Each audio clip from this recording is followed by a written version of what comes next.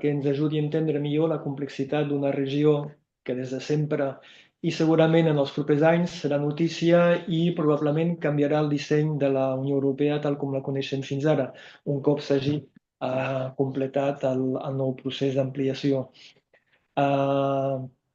Recordar-vos, pels que no ho sabeu, que el professor Armakolas, juntament amb la professora Ruth Ferrero de la Universitat Complutense, ha estat coordinador del número monogràfic de la revista IDEES que dediquem als Balcans, i aprofito la benentesa per convidar-vos a la presentació d'aquesta revista que tindrà lloc el proper dijous, dia 6 de febrer, a les 18:30 a la Sala Moragas del Centre Cultural del Born.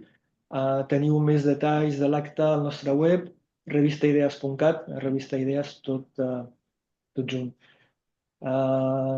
Com a cada sessió, recordo als assistents que podeu fer les vostres preguntes via xat de YouTube, els companys me les enviaran al final de la sessió, i que tan bon punt acabi aquesta sessió doncs ja estarà disponible al nostre canal de YouTube per qui la vulgui recuperar o a transmetre a gent que no hagi pogut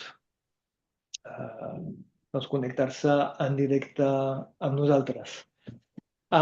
Suposo que ho sabeu, ja ho posàvem en l'anunci, que la conversa amb el professor Armakolas és en anglès. So, without further delay, I give now the floor to Professor Armakolas. Kalispera, que kalos orises, Ioannis. Thank you very much. Thank you very much, for Mark, for the invitation and the work. Welcome. Okay.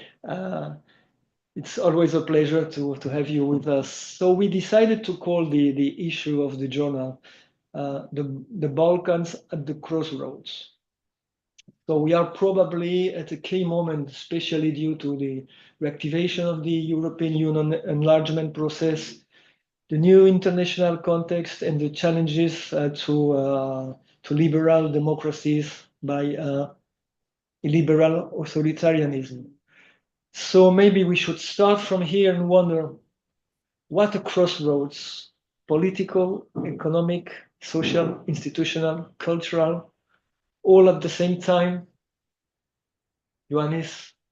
Yeah, the region, the Western Balkans, and I will refer during the talk mostly on the Western Balkans, which are the countries surrounded by EU member states. I'm referring to the 6 countries of the Western Balkans which are candidates to join the European Union. These are Bosnia and Herzegovina, Serbia, Montenegro, Kosovo, North Macedonia, and Albania. With Kosovo, as you know, there is an issue because it's not fully internationally recognized, but it's when we say Western Balkans 6, we usually mean these six countries. But of course, some of the trends that we can discuss here apply to the broader region of the Southeast Europe, including countries like Greece, Bulgaria, Romania, Croatia, etc. The Western Balkans, specifically the ones that are surrounded by member states of the European Union, are in the process of joining the European Union, but have a kind of an uncertain future when it comes to the potential of joining the European home. Are definitely in a crossroads, and I would like you imply, probably a crossroad of several crossroads at the same time: political, economic, social, cultural, etc. And I agree. It's a crossroad. And let me give you a few examples just to demonstrate what we mean by crossroad. The region is in a political crossroad in the sense that they're in a kind of a limbo. In the sense that they have undergone the process of transition to democratization already more than 30 years ago. But of course, the democracies remain very weak. The democratic institutions remain very weak and in some cases quite problematic. And in fact, even though they have been in the process for more than 30 years, I would say 20 years after the end, more than 25 years after the end of the Yugoslav wars, we don't see a steady progress towards consolidation of democracy, but rather we see in some cases progress, some cases backsliding of democracy. So one can, for example, say that democracy was in better health, better shape 10 years ago than it is today in the region. So this is a kind of a crossroad. So the countries are not going forward. Somehow they're going backward, or some are not going backward, but it's definitely a crossroad. It's an economic crossroad in the sense that these countries have had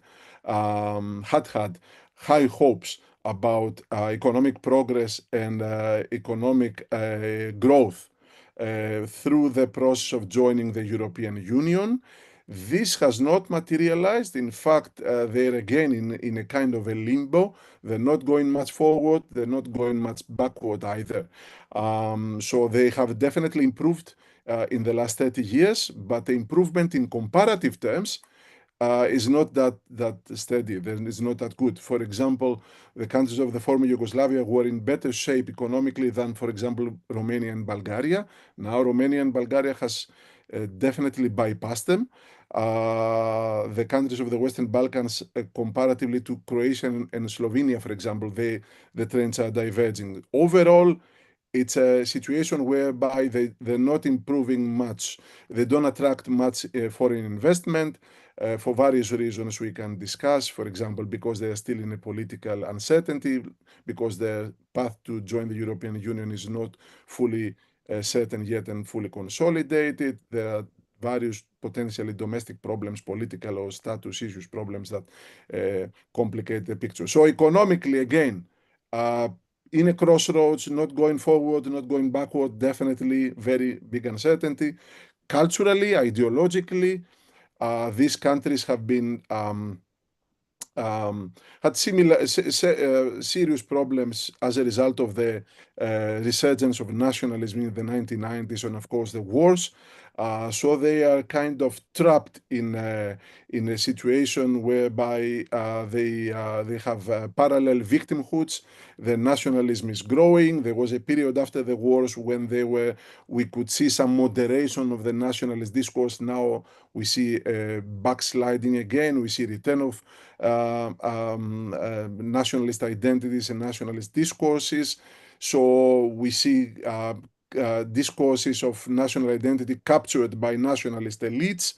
But at the same time, these countries are, of course, at a crossroads and getting the influences of globalization, of social media, of, for example, the influences of the far right coming these days from the US or from other European countries that have a resurgence of the far right.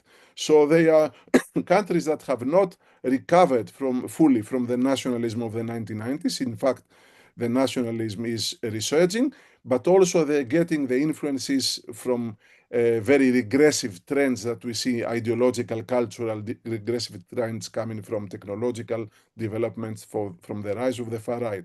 And at the same time, they're not protected as much as EU member states can be protected, for example, in terms of legislation that we find in the European Union when it comes to digital platforms. So again, some sort of limbo, some sort of crossroads between past and future, between progress and regression, between stabilization and destabilization. You can add to this geopolitical factors, the weak role of the EU, the ambivalent these days role of the US, and I'm sure we can discuss more about this later on because of the election of Donald Trump, influences of China, of Russia, of other actors that are not active in other places, but they are very active in the Balkans, Turkey, United Arab Emirates, Iran. So overall, a very uncertain situation, very much a crossroads, like you described it, Mark. I think it was perfect illustration of what's happening in the region. Okay, yeah, as you pointed out, it's the crossroads of many crossroads, and maybe leading to a further crossroads to some point. So we were talking about European Union enlargement, which is perceived as having played a transformative role, as it has been the case in Southern Europe.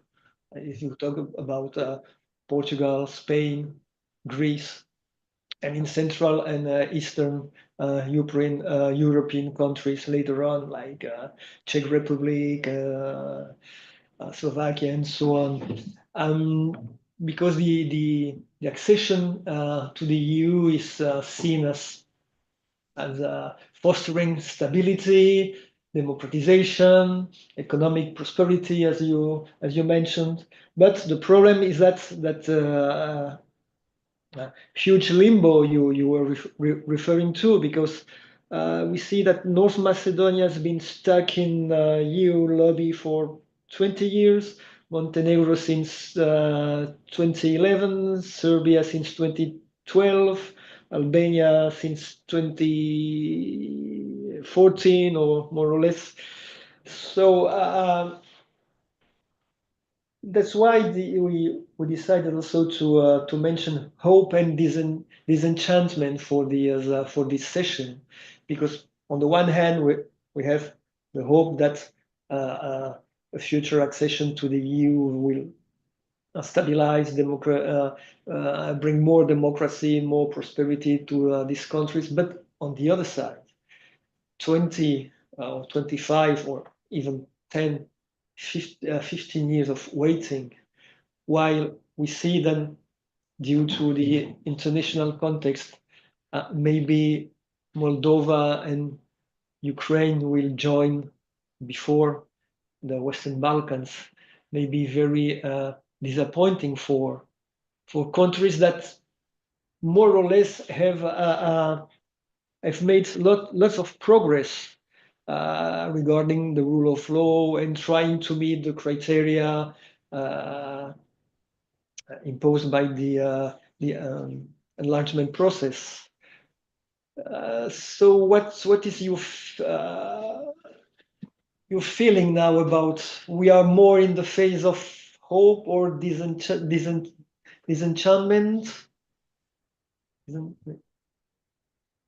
Thank you, Mark. You opened a number of issues, so let me try to bring this together somehow. And I hope I will answer to as many of these dimensions that you mentioned as possible. Maybe give a bit of a context of what is the European perspective of the Western Balkans for people in the audience who are not familiar with the region. The European perspective of the region was part of a comprehensive strategy of the EU primarily, but also with the support of the US after the Yugoslav wars. So you probably remember that the Yugoslav wars ended with active diplomacy and in some cases, like in Kosovo, active military effort on the part of the US with the support, of course, of allies, NATO allies, and of course, European allies. And then after that, essentially the EU took over the leading role of trying to stabilize the region, help the region to transition with the support of the US always, and gradually integrate in Western institutions. Here we mean primarily NATO, and of course, eventually, which is the more complicated and difficult task, to join the EU. And joining the EU was both the end goal, but also the incentive and the process, right?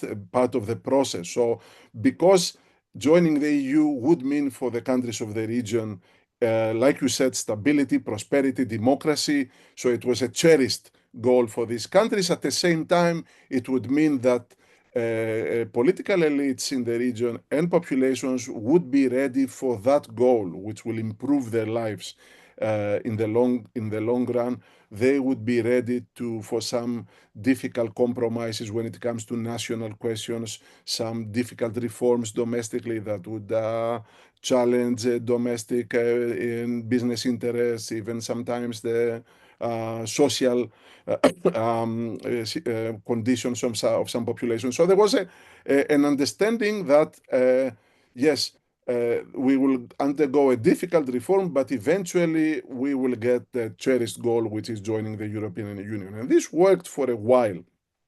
And I will come back to why this was an important formative role also, as you mentioned. Unfortunately, this was lost along the way.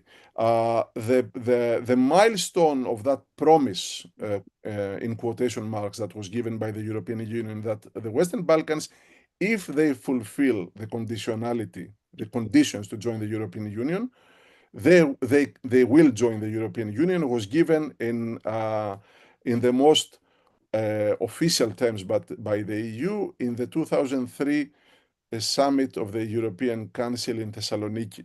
It was mentioned in previous European councils, but it was at the 2003 council that it was given in the most official manner. And the idea was that these countries belong to the European Union. They should fulfill the conditionalities with the help of the European Union. They do the reforms, essentially political and economic reforms, and they will join. But of course, that along the way was lost.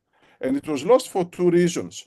One was because the difficulties encountered in the Western Balkans were bigger than the EU was expecting.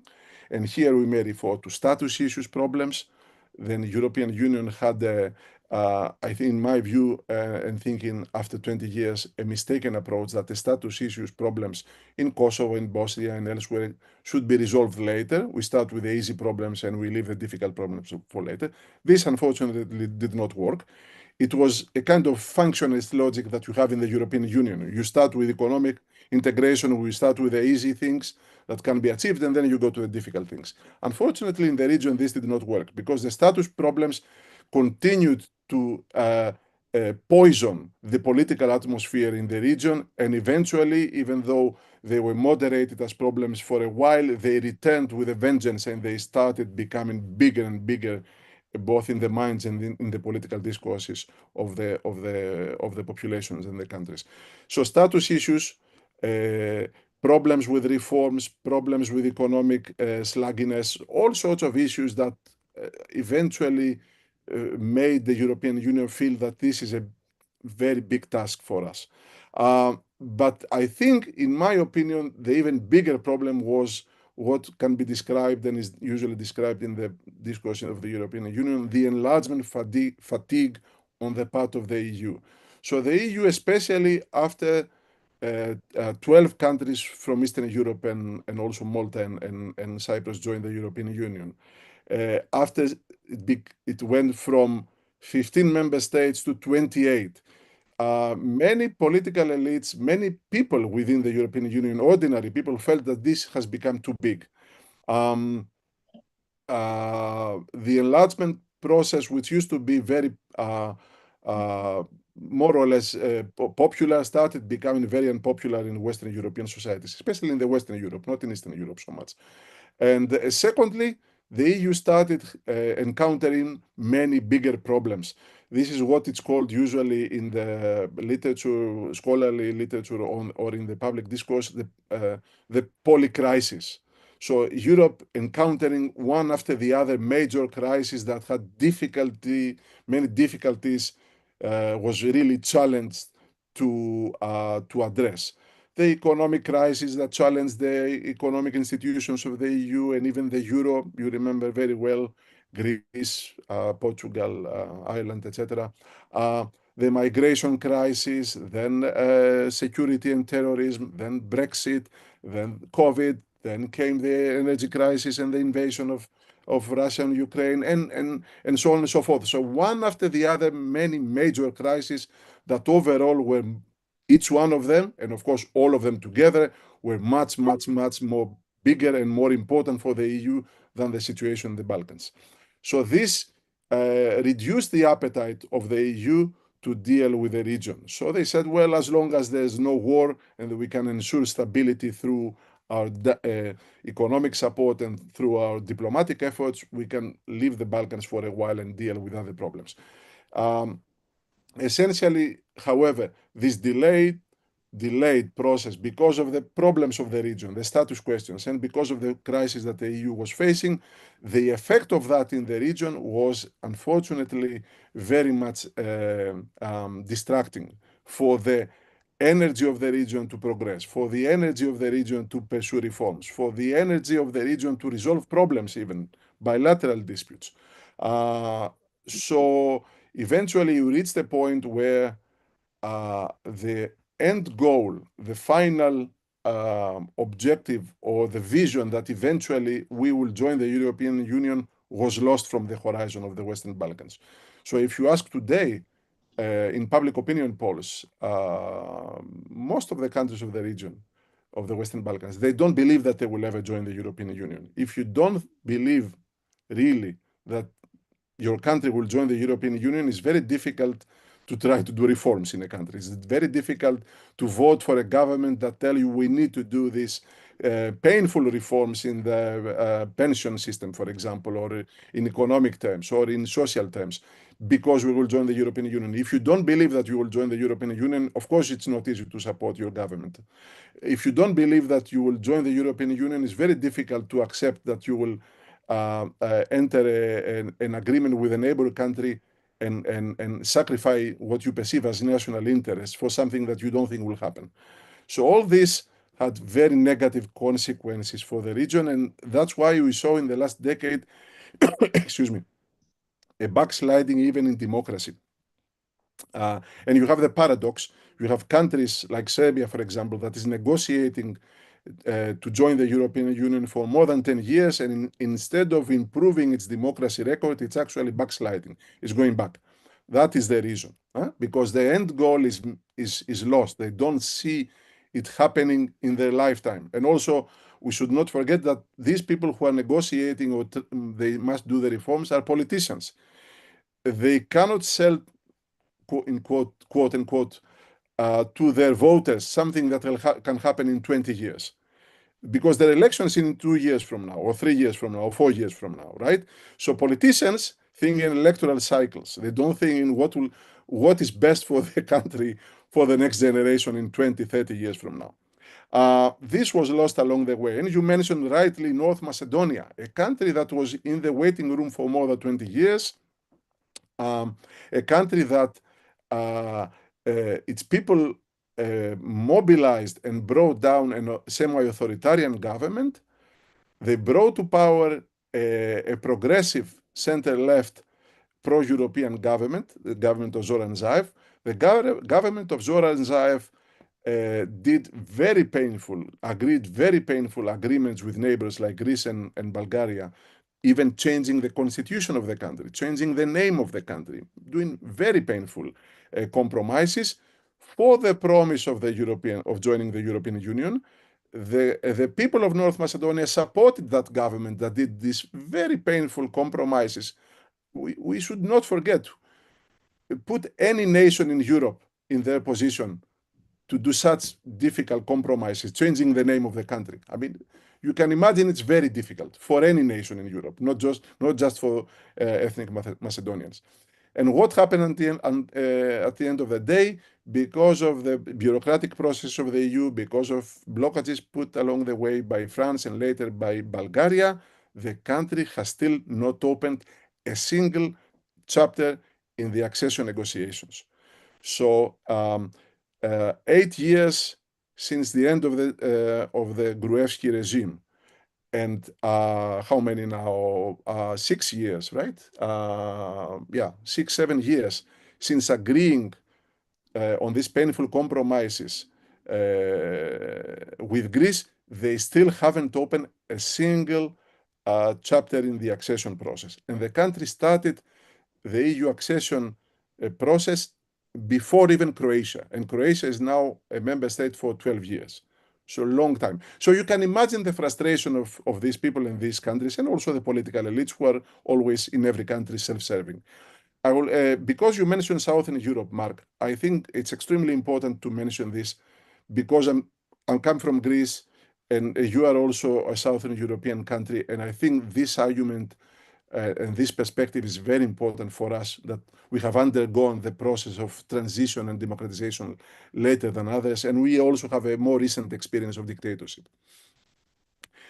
I invite any country that has had a turbulent democracy record, a turbulent history of involvement of military in politics, turbulent history of authoritarianism, to put yourselves in the place of a country that has started the democratization process more than 30 years ago, and they're still in the waiting room.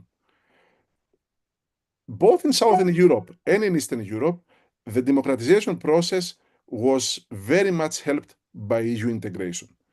Greece stabilized its democratic institutions, which became very healthy, and they managed to survive during the serious economic crisis we went through 10 years ago, almost 10 years ago, because we were members of the European Union. The same applies to Spain, the same applies to Portugal, the same applies to Eastern Europe. I remember very well that there was a couple of years before Spain joined the European Union, what is now today the European Union, there was even a coup d'etat in the country. Greece was also a very volatile political system. Greece joined the European Union, what is now the European Union, before we had the first major change in government, from right-wing government to left-wing government, even before that. So I don't want to, imagine what would have been like if Greece had to wait 35 years to partake this process of European integration, to get the support, to get the knowledge transfer, to get the funds of the European Union. I'm not saying that it would have gone bad, but I know that for 200 years of history of independent Greece, the longest period without involvement of military in politics was since we joined the European Union. So we have to understand this. All of these countries of the Western Balkans that are maybe at best will join the European Union, some in maybe a couple in 5 years from now, maybe some in 10 or 15 years from now. At the end of the process, when eventually they become members, a country like Kosovo, for example, when eventually it will become a member state, they will have been in the waiting room of the European Union as long or even longer than they have been under communism. This doesn't make sense. Yeah. Okay? Imagine the effect that these processes and frustrations have for the mentalities of the people, for the ideologies, for the how much they can undertake in terms of political difficulties at home. It's an unsustainable process, and we should have been very clear from the beginning that we understand that these are difficult cases and we can help them. We'll do our best. They should do their best, but also we should have understanding for these countries. Yeah, sure. We have two big issues here. On the one hand, we have the role and the position of political elites you mentioned, that sometimes they are the ones who put even more obstacles to the process of transformation than the EU bureaucracy. The cases of Romania and Bulgaria probably they show very well how political elites are bringing more obstacles than necessary to the process. But on the other hand, as we speak about citizens, individuals, society, it's clear that if the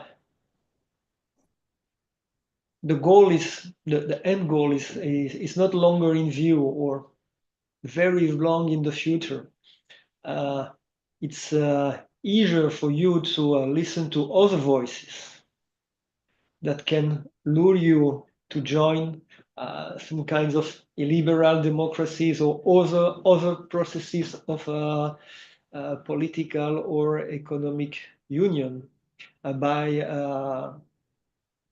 telling you, or if we come with us, or if we become partners, all will be easier and quicker than joining the EU. I mean, influence of China, Turkey, Russia, and other countries in the region. So the more people is waiting for accession, the easier it is for illiberals to let's say to take the opportunity and to seize the opportunity to involve people in their area. Definitely. Let's start with the political leaderships. The region had transformative reformist leaderships. The problem was that these leaderships did not manage to consolidate the reforms, and also sometimes they didn't get enough support to consolidate the reforms by the EU. This is a very good example. Zoran Zaev's government is a very good example of this. So it's not that the countries of the Western Balkans have a particular, how to say, desire to have problematic leaderships. The leaderships that we find in the Balkans are the product of the conditions that we have in the Balkans. So it's very difficult when you are in the waiting room for 30 years, when you do extremely painful compromises, when your economic situation is worsening by the day. It's very difficult to imagine that you will elect a very liberal, progressive, open-minded leadership. You probably end up with people that say nice words, illiberal, people who sing the nationalist tune and so on and so forth. It's very difficult to have otherwise. So the type of leaderships that we have today in the Balkans are a reflection of the frustration of the European dream, is a reflection of the fact that 30 years after the end of the war, many of the problems have not been resolved, and a reflection of the economic condition. Also, we should not forget that the leaderships are elected by the people who stay in the country and vote. The more dynamic people, the more open-minded, the more progressive, the more educated are leaving the region. The region is demographically losing its strength by the day. Thousands and thousands of people are leaving every year, and they go to Europe. And Europe has open arms, EU, I mean, Germany, Austria, Netherlands. They have open arms for these people because they are educated. They are migrants which are necessary for the German hospitals, for the German industries, for the German companies, and so on and so forth. An important thinker of Europe, Ivan Krastev, who comes from the region, he's Bulgarian, says it's much easier to move to Germany than to make your country like Germany. So when you have a hope that your country will transform and will become not exactly like Germany, it's something that has more or less the qualities of the Germany. The schools run, the bus run in time, the schools work, the hospitals work. Then you can stay in your country and try. If you lose any hope that your country will ever be like you would like it to be, it's much easier these days to get a ticket and go to Germany and eventually find a job there, right? And Germany has open arms for these people. We should not forget that at the same time when the dream of these countries of joining the European Union was frustrated in the previous decade, Germany was making it easier for educated personnel to move. That's why, and it's a bit of a cynical stance on the part of many EU member states, and a bit of a problematic situation. These countries educate the young people, so they pay for their educational system in order for these young people to move to Germany and work in, I don't know, German hospitals, for example, or in Austria or in Netherlands, and you name it. So very problematic situation. Now, the other issue that you mentioned, which is of course very important, the appeal of alternatives. What are the alternatives for the region? There is, of course, these days, many countries that would like to attract the attention and increase their influence, the attention of the countries of the region, and increase their influence in these countries. Of course, there is no country that offers an alternative like the EU, because the EU is a comprehensive home for everybody, where you can have your economies together, your politics together, your a solidarity mechanism that helps weaker states. So overall, of course, it's a comprehensive vision, a comprehensive model. But of course, if that model is not available, then other alternatives which are not comprehensive as the EU can be on offer. The appeal of these countries is increasing as the the frustration with the EU grows. So if you go back to the opinion polls that were happening, that you could see 10 years ago, about the desire to join the European Union, voting in a referendum to join the European Union, willingness to do reforms in order to join the European Union. All these were very high in the region 20 years ago, 15 years ago, 10 years ago. The appeal started going down in the region because of the frustration of the European perspective. And as the appeal of the EU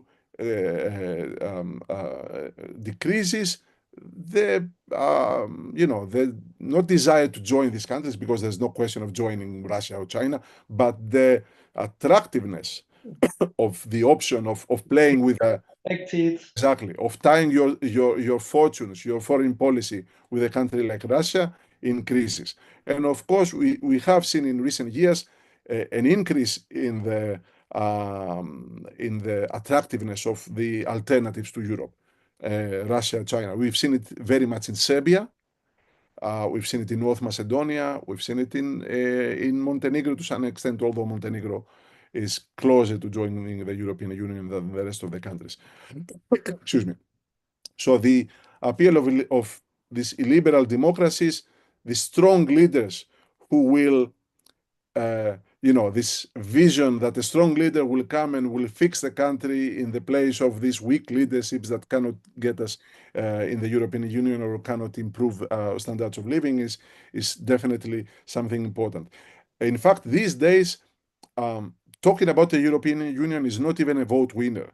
You wouldn't find leaderships today going to elections with a main campaign story narrative being about the European Union, because this is not a vote winner anymore. People don't believe in it. People are frustrated. People don't think it's real.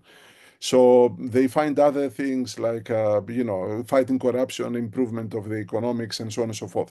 The other thing that I should mention here, because you mentioned illiberalism, Mark, is that the West's and the EU's message is also diluted by liberalism. Don't forget, or I should mention in case for some people do not know, one of the most determined, confident, target-oriented foreign policies in the Balkans is from Hungary. Whereas EU is very much confused about what they want to do and what to offer, how to compromise, whether to compromise on some issues, etc.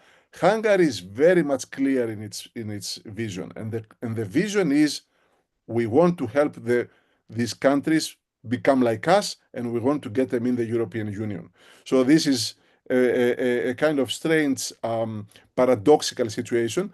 Hungary is pro-enlargement, but pro-enlargement in its own terms. They want to see the more illiberal forces of the Western Balkans join the European Union. That's why they support, for example, Serbia very much, which is the country that is not only the biggest and the strongest country in the region, but also the one that is flirting more with illiberalism. The other thing about illiberalism, we don't know what will happen with Trump's foreign policy. And maybe, I don't know if you were planning to have this discussion later, but I can discuss what Trump administration could mean for the region. Here is obviously the question of how the Trump administration will change the world is much, much, much bigger than the Balkans, right? It's much bigger than the EU. It's much bigger than everything, like how technology will change our lives, how unregulated technology will come from the US, all sorts of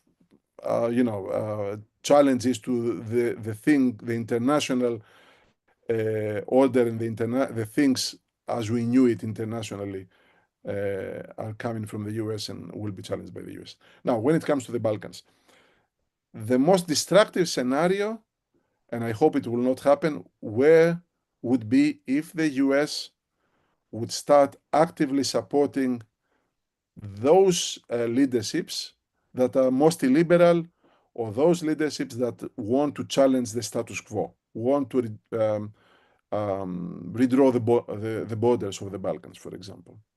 We saw in the previous Trump administration ideas for example, the exchange of territories between Kosovo and Serbia, ideas that would challenge the status quo in the region, not only political, but even status quo of borders. And that is very dangerous in a country that had undergone more than 10 years of war very recently. So if a Trump administration were to support the more illiberal forces in the region, the more destructive forces in the region, the forces that would go even to war to reclaim territory, Serbia going to war to reclaim Kosovo, for example, or something like that, I think this would be a destructive scenario. Someone would say the US diplomacy, the State Department, US officials, the US state would never allow this. But of course, we cannot know because Trump came to power with the explicit intention to challenge the so-called US state, the pillars of US policy, whether domestically or internationally. So we don't know what type of policy will be followed by the State Department, what type of guardrails will exist in the State Department if the new administration starts implementing radical reforms. So we don't know what type of diplomacy we're going to have in the region. So that's the more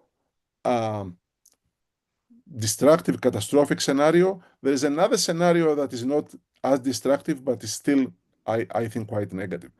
And this is the US diplomacy not being anymore under Trump committed to the reform process and committed to helping the EU try to guide these countries with the problems that we talked about, right? Guide these countries towards a more democratic future. And I will give you an example. There is the EU conditionality about fighting corruption, for example, or fighting organized crime. It's true, it's there. And there are countries, those countries that do something about it are supposed to fulfill the conditionality. But we know from experience that the goal is there and the rules are there by the EU, but it's the active American diplomacy on the ground that is actually more effective. So the US supports the goal of these countries consolidating their democracy and joining the European Union. And for that reason, they apply their efforts and energy for fighting corruption, for fighting organized crime, for consolidating rule of law. So the US support to this process is crucial, even though the end goal is actually to join the European Union. If the US were to be much less involved in the region, less supportive of this process, less supportive of fighting corruption, less supportive of fighting organized crime or consolidating rule of law, that would be another, I think, negative scenario for the region, even though it wouldn't be the catastrophic one I mentioned earlier. So overall, I hope I'm wrong, but I think the new administration, in the US, with its transactionalism, with its anti-European sentiment, with its questioning of international norms, with its prioritizing a national interest of the US, even the most narrowly defined national interest of the US, is not good news for the world more generally, but also more specifically for the Balkans. So we have a lot of new issues and topics to discuss. Well, let's see. We have on the one hand demography. A lot of people is going to other countries, especially educated and young people. So it means that people remaining in the Balkans are not so educated and are older. We have the influence of illiberal democracies like Hungary, trying to attract these countries in his club. Let's say, and finally we have that American diplomacy on the ground, helping to fight corruption and to strengthen the rule of law. In the case of, you mentioned that the new Trump administration stops this kind of diplomacy. We have demography shrinking, more conservative people living in the countries, influence of illiberal Hungary in the region, and the end of the efforts to fight corruption. So it's like a bomb, I think, that can bring, or I don't know if bring, but it could help to build up like a very strong illiberal group of countries within the EU, if the countries join, or just very close to the frontiers of the EU. And so it could, to some extent, to change the balance, the equilibrium from West Europe to Eastern Europe, even if the countries are not properly in the European Union. You think that it would be possible? If we don't see a more or less a quick enlargement process, let's say 5 years. If we still to wait 20 more years. Oh no, I think the region, the situation in the region is it's a make or break. If nothing happens in the next 5 years, as you mentioned, no positive message coming from the EU, because the US, I don't know if this is in position to give positive messages anymore. If there is no positive message coming from the EU in the next 5 years, I think it will be, the situation can get really, really sour. I mean, you could easily see destabilization in the region. You could see various very negative phenomena. So I think because of Ukraine, because of the Russian invasion, this revitalization, rejuvenation of the accession process comes at the right time, because if one or two countries from the Western Balkans were to benefit from it and join the European Union until the end of the decade, I think this would be one positive signal to the region that they can do it, right? And if it's Montenegro, for example, I'm not saying it's easy.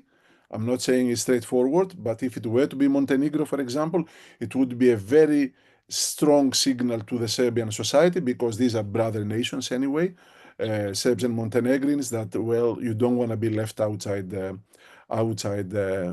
club, right? If it's Albania, for example, which is another candidate, I think these two are the most likely candidate countries to join in the next 5 years. That would be a strong signal to North Macedonia, that has a backslide to nationalism, I would say, with a government that came after the end of the Social Democrat rule in the country, and possibly we could see also backslide in democracy in this country. So it could be a signal to North Macedonia. Albania is progressing. Albania joins the European Union. There's something that we should do also, and we can revitalize our efforts to see a positive future and do reforms and elect more forward-looking leaderships and so on and so forth. So the next 5 years are definitely very important. But the group of illiberal countries that you mentioned, it's a very important point. There are two issues here. Group of illiberal countries outside the European Union, one threat. Illiberal countries in the European Union, a second threat, right? So let's address these two in turn. Leaving these countries outside the fold of the European Union, I would think it's almost inevitable that they will become illiberal, authoritarian countries. I mean, it's almost inevitable because there will be no energy, no incentive anymore for democracy. It will only make sense to have strong leaderships that communicate directly with Putin, with Erdogan, with Orban, with all the liberals of the world, and it will only make sense. And you will have nationalist, capitalistic, very capitalistic, illiberal states in the country. Is that good for the EU? No, it's not good for the EU because these countries are surrounded by EU member states. We don't have a cordon sanitaire. This is not how regions function, right? It's not that we can have Albania and North Macedonia collapsing at the northern borders of Greece and then Greece will not be affected. It's not that you can have a super authoritarian nationalist Serbia or I don't know, or Albania or I don't know, North Macedonia, and the surrounding countries will be immune from their influence. I mean, this illiberalism, nationalism, all these are, we have porous invisible borders in Europe, not only the visible borders, but also invisible borders. And this will become definitely, will cross the borders of the EU and will influence our countries. And I'm not thinking refugees or anything like that. I'm thinking influence. I mean, osmosis with these countries that are so close to the EU will also have a negative impact on the EU. So definitely having a liberal group of countries surrounded by the EU, and not only liberal group of countries, but potentially destabilized, potentially ready to go to war, will definitely have very negative consequences for the EU. But what happens if some of these countries join the European Union and there you have the threat of, well, they become illiberals and they, strengthen the group of illiberals together with Hungary, I don't know, Slovakia, maybe tomorrow Austria, I hope not, but who knows. First of all, we should stress that there is not a single country that is totally 100% immune of illiberalism, democratic backsliding. I mean, I don't need to mention the US these days or what happened with the Brexit referendum and how outlandish and undemocratic the debate was, or what's happening today in Austria, or what's happening maybe tomorrow in France, right? So no country is immune. It's not a good argument to say, well, because we have a Hungary in the EU, that means we don't want new members. Because we shouldn't forget that the two countries that flirted most openly with the liberalism inside the European Union were the two front runners, the best candidates from Eastern Europe, Hungary and Poland. If someone would say to us 30 years ago, before Hungary would join the European Union, that Hungary will be the main problem of the EU 20 years down the road, no one would believe us. Simply because Hungary was the good pupil of the former post-communist countries. So it's impossible to know.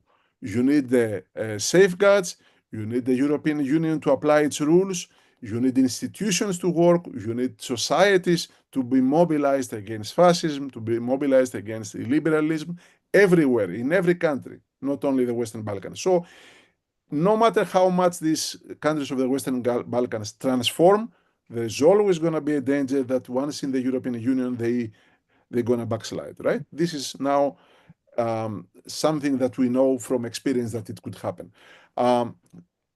However, we should also remember that these are weak countries, economically weak. They very much rely on the influence of the EU. They will rely, even when they join the European Union, on the influence of bigger member states, on the influence of the European institutions.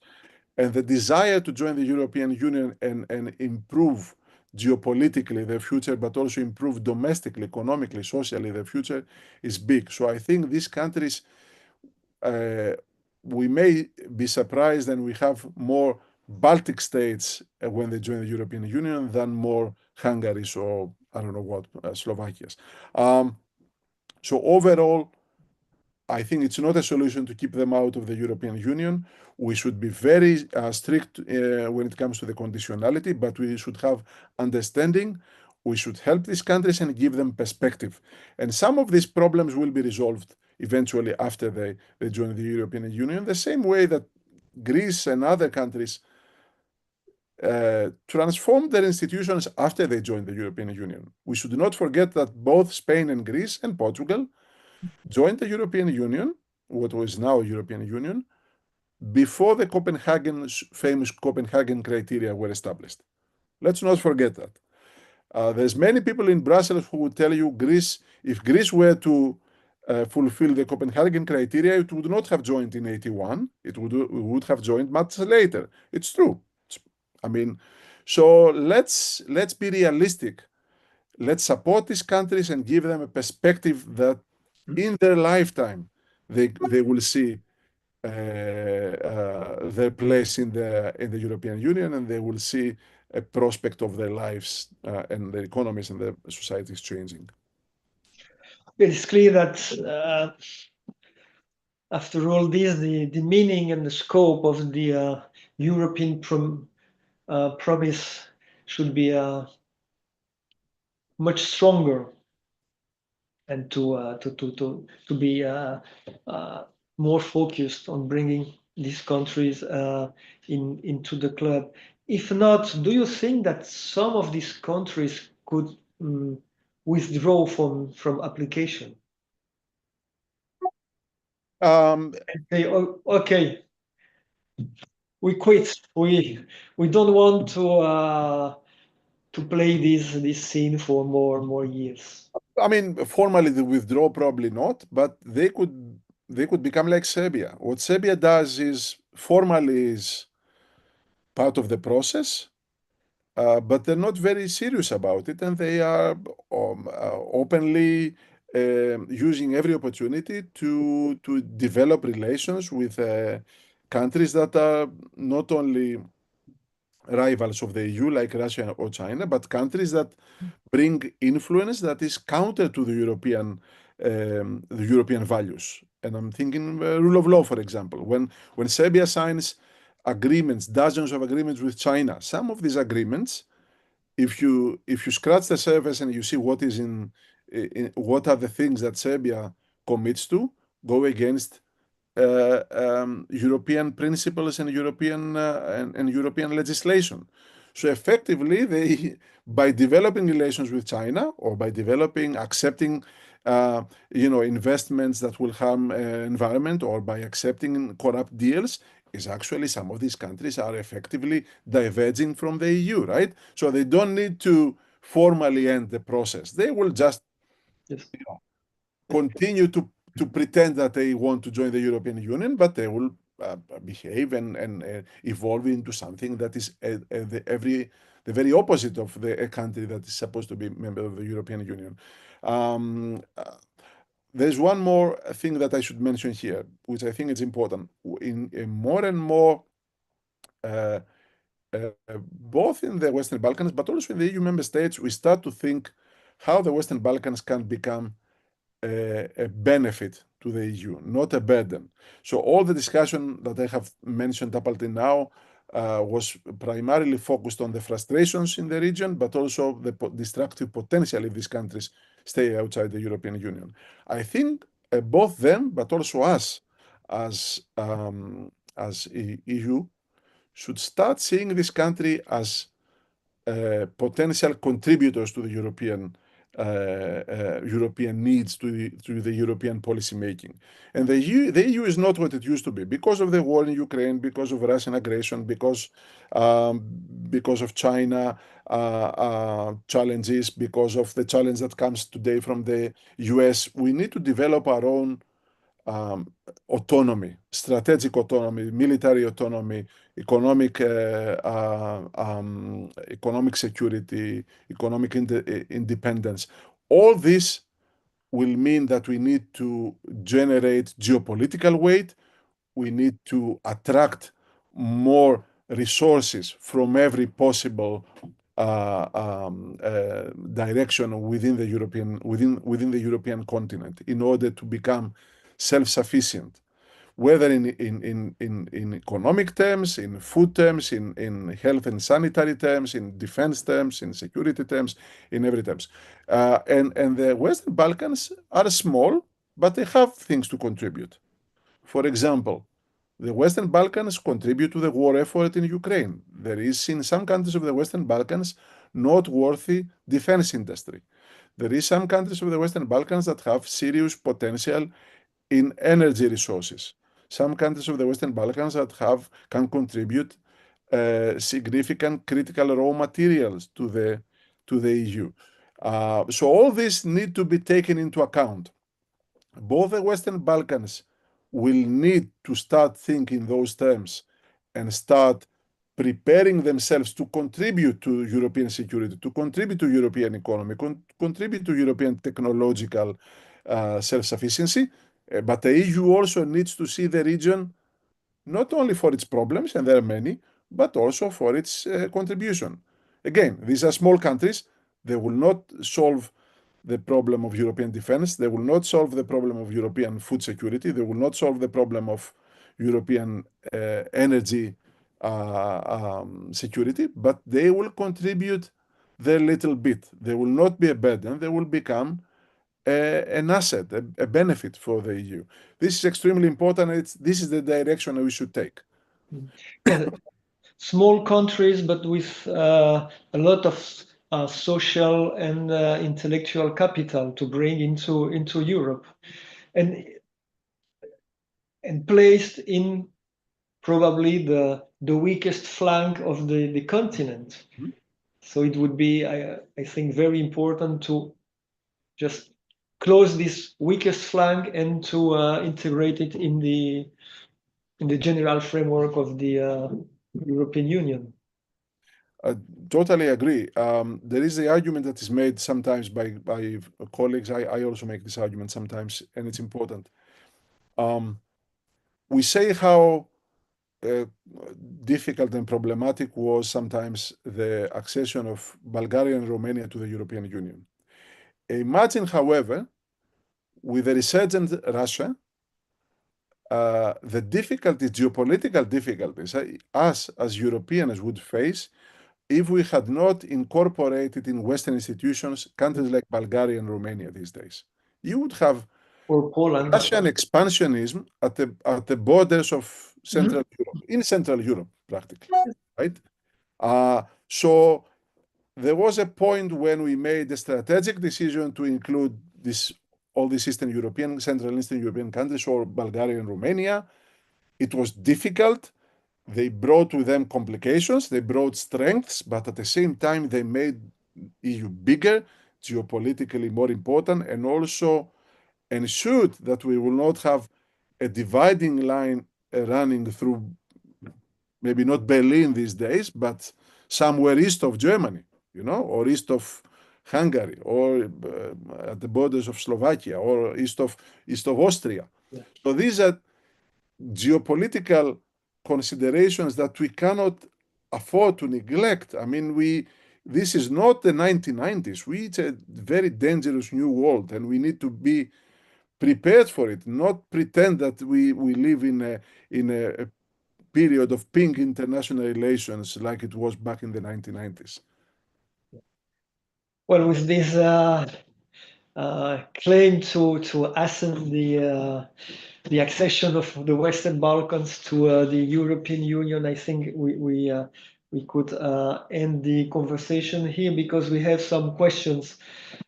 So the first one, they ask you,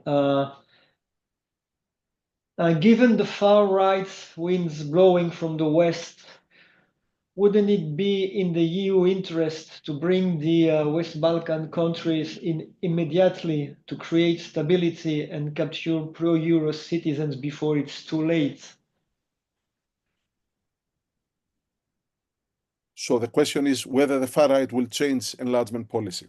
The far right can change enlargement policy.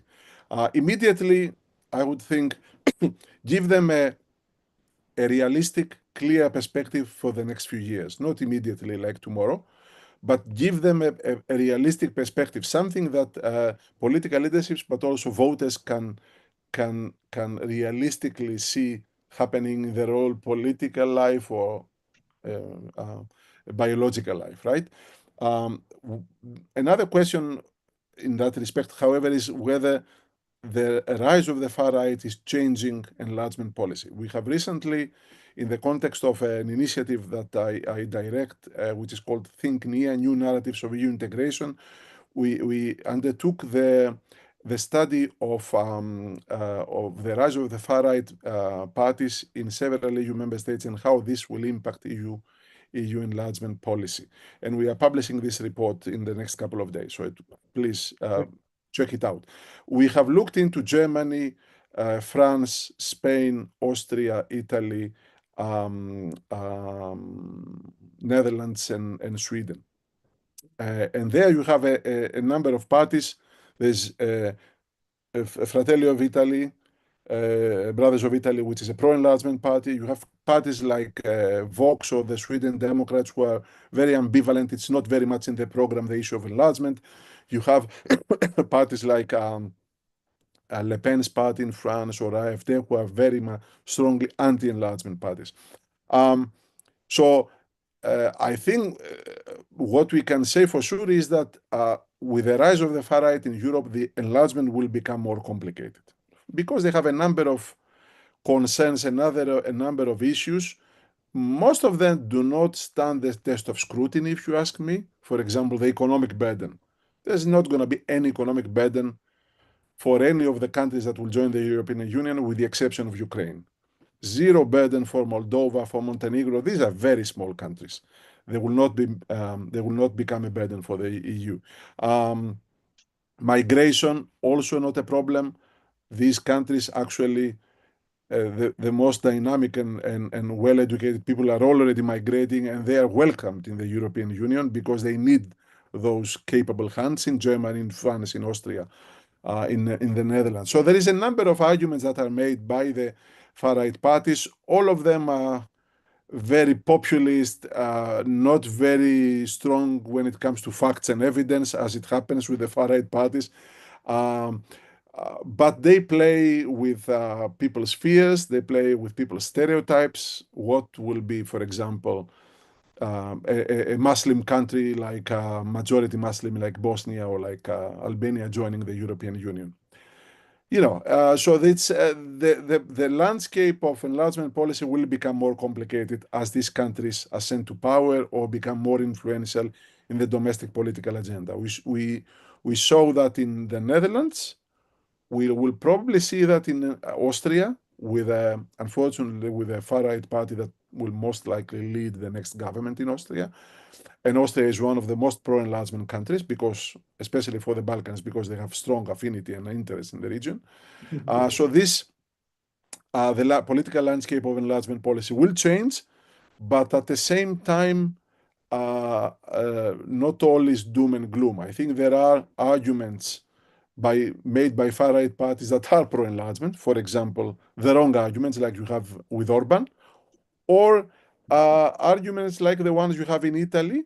I don't know if Meloni and the Brothers of Italy will change their tune, but right now they have a rather positive pro-enlargement policy for their own reasons that have to do with Italian interests and objectives. So overall, the rise of the far right will make things complicated, definitely. I think the mainstream parties in Europe should not waste any more time. I wouldn't think immediately is the answer, but a realistic time frame of the next couple of years to join, for a couple of countries to join from the Western Balkans, and then a realistic prospect for the rest of the countries of Southeast Europe and Eastern Europe to join the European Union, I think will be very important. Okay, so next one, about Croatia. Since Croatia joined the EU in 2030, its total population has continued to decline following the trend that began in the 90s. What should be done to avoid a similar scenario in the other West Balkan countries. It's a question of 1 million euros. Of course. Or dollars. I think the dollar is strengthening. I fear that it will be stronger than the euro. Or cryptos. Cryptos, yeah. $1 million Trump crypto currency, yeah. A million, yes. It's complicated. There's no easy answer, right? For sure, if these countries join the European Union, and I expect there will be some transitory arrangements so that they will not have access to the labor market of the EU immediately, right? Like it happened with, in most cases, with Eastern European countries. Of course, in the short term, they will have a surge in migration towards the EU. I mean, I think it's inevitable. But the example of countries like Poland, for example, which stabilized its economy, strengthened its economy, and started attracting back migrants who left the country in the first 10, 15 years after the end of communism, it's probably the positive example we should be looking towards. So countries like Romania's economy is also strengthening. The countries in the Baltic states have also relatively stable economies and also strong democratic political systems that can sustain the population. So what is important after the initial surge in migration, which I think will definitely be inevitable, is that what is important is to make sure that these countries strengthen economically and in order, and politically, of course, in order to sustain their populations. The other thing that is important is, of course, the fact that through European integration, the links between the economies of the Western Balkans will be reestablished. Right now, because of wars, because of nationalism, the links are there, but are quite weak. But if we move beyond the state of hostile affairs of the 1990s to a stronger regional economy that is very well tied and integrated eventually in the European Union, in the European Union's economy, that will have also positive effects for the Western Balkans. And we see some positive signs. Albania, for example, Albania's economy is strengthening through tourism, through the real estate sector, through some investment. So not all is gloom, but the problem of brain drain, as we call it, or massive migration is definitely there, will be there even after they accede to the European Union, and it will require a consistent and determined effort to reverse this problem. Well, in any case, we can raise this issue during the roundtable in the presentation of the journal and introduce issues like regional integration and projects between different Western Balkan countries. So there are no more questions, so we are leaving here the conversation. Abans de marxar, us vull comunicar la gran notícia que la versió online de la revista ja està disponible al nostre web. Em sembla que per YouTube us han enviat el link cap a la revista. En els propers dies també estarà disponible en anglès i en castellà. I els que vingueu a la presentació del dia 6, a part de poder tornar a sentir les brillants idees de l'Ioannis i de la Ruth Ferrero, també tindreu accés a la revista impresa. I sense més, passo la paraula al director del centre, el Javier Sánchez, que vol tancar l'acte amb unes reflexions. Yeah. Christopoli. Thank you very much. Thank you, Javier. Thank you very much for the invitation. Thank you, Ioannis, very much. So interesting. I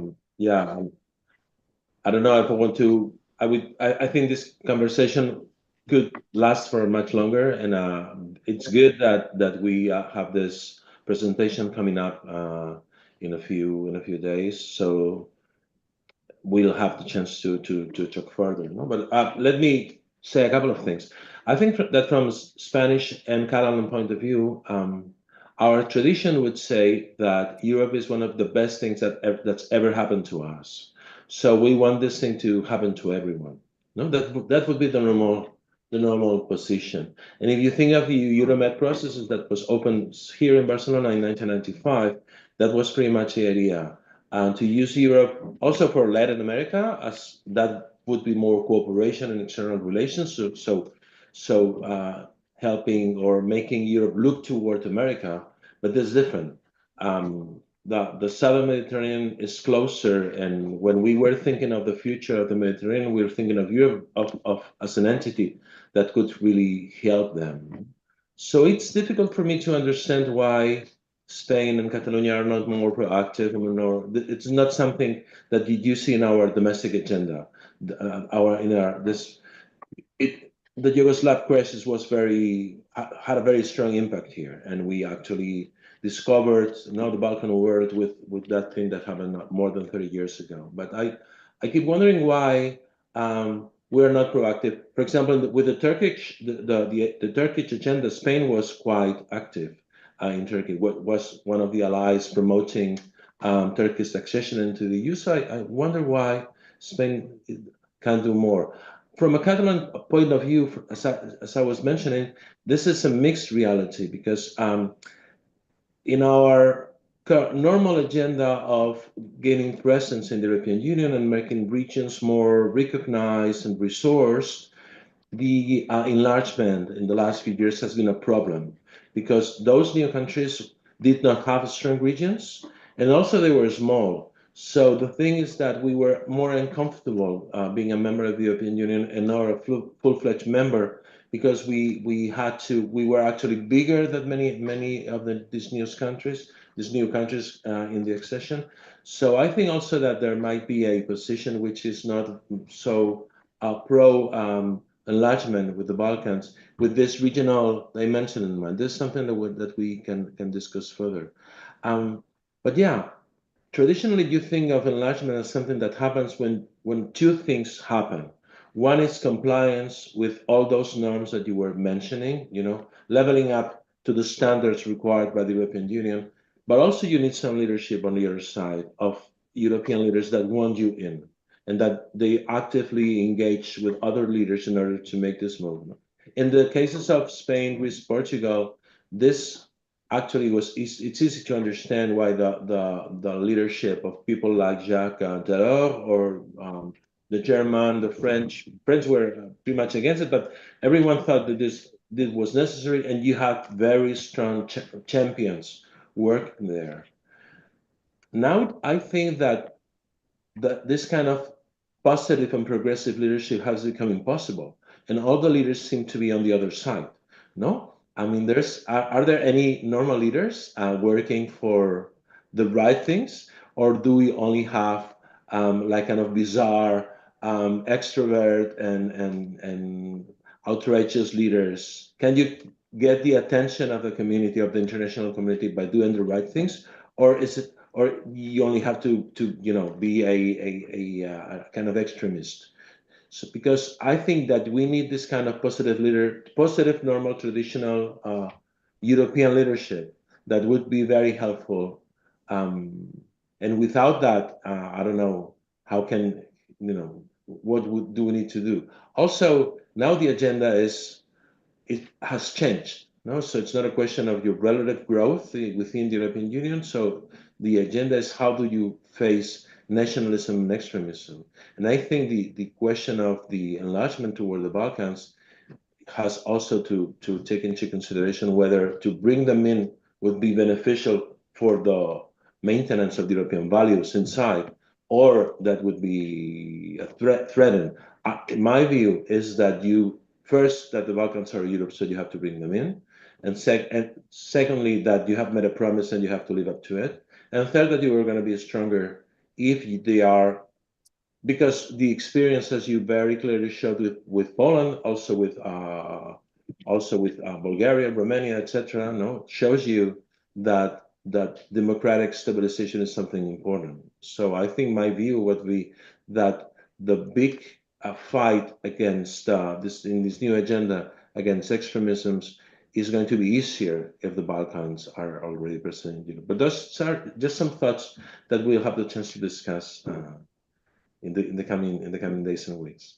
Yeah, and I look forward to the meeting in Barcelona to have a very detailed discussion about these things. And as I mentioned earlier to you, Mark and Javier, it's very important for people working on enlargement also to get perspective from the countries that are not very close to the actual candidates.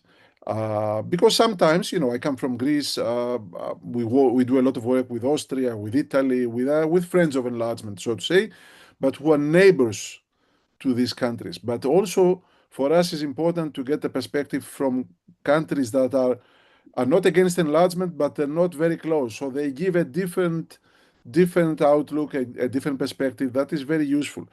This is a lesson also for the Western Balkans themselves. They often they have this mentality of patronage that that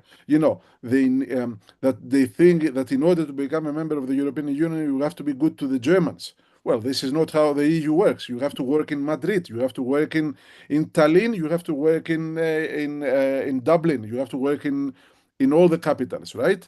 And you have to provide arguments and show the benefits for everybody, not just for Germany or for Austria or for Italy.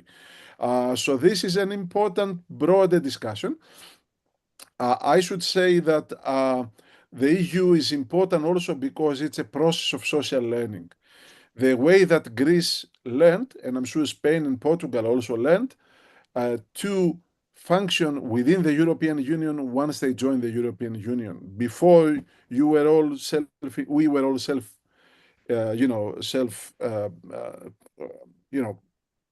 dealing with our own country and our own interests, and then we learned how to understand the national interest of other states, how to negotiate, how to compromise in the context of the European Union. So the social learning element will come also to the Balkans, and they will become good pupils, like Greece became, like Spain, like Estonia, like Latvia and Lithuania. And who can tell us today that a country like Estonia or Latvia are not important players in the European Union? They have important positions, they have opinions, they have influence. Imagine where these countries were 35 years ago, right? So this is the perspective that we should aim for. I mean, that the countries of the Western Balkans, rather than being a black hole in the middle of Europe, they will become little Estonias, little Latvias, little Greeces and Spains, and be full members of the European Union, playing by the rules, learning to receive positive examples from other countries, also give their own perspective when it's better than or contributing to the debates. So it's like this learning process is very important for us in the EU. We should not lose sight of this, and this is also a point for our societies more broadly now that the far right is rising and we have challenges both domestically and internationally. The strengths of the EU are in cooperation, in learning, in institutional exchanges, in cultural exchanges. We shouldn't lose this advantages and strengths of the EU, of Europe as a whole, in this hostile new world that we are living in now. Oh, okay, thank you very much, Ioannis. And we are closing now with, I think, much more issues to discuss, to debate in the future. So us convido, després d'aquesta conversa, a assistir a l'acte del proper dia 6 de febrer, 18:30, Sala Moragas, al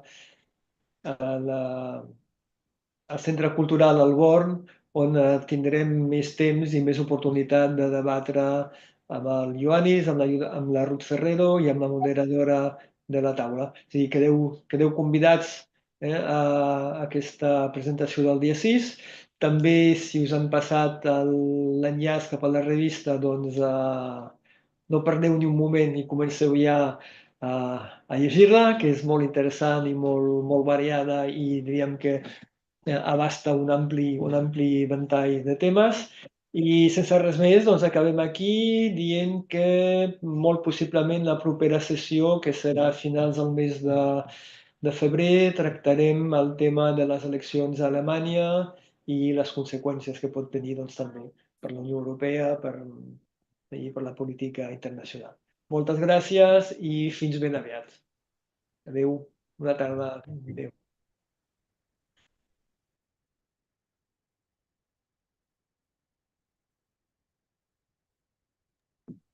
So interesting, huh? Thanks very much. Thank you very much, Javier. We didn't talk about regionalism. I think I wanted to say a couple of things, but we leave it for Barcelona, I guess, right? Yeah. We'll see here, and it'll be interesting to see.